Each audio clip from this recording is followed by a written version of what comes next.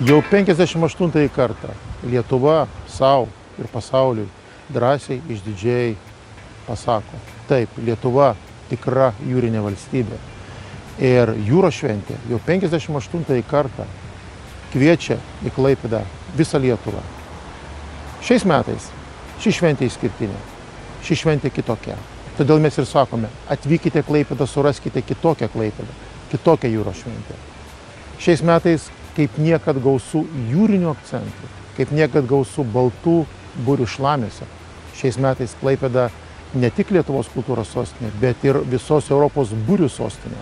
Nes Tall Ships reisas šiais metais Klaipėdoje švartuojasi patys didžiausi pasaulyje burlaiviai, įskleisdami pačias didžiausias pasaulyje bures.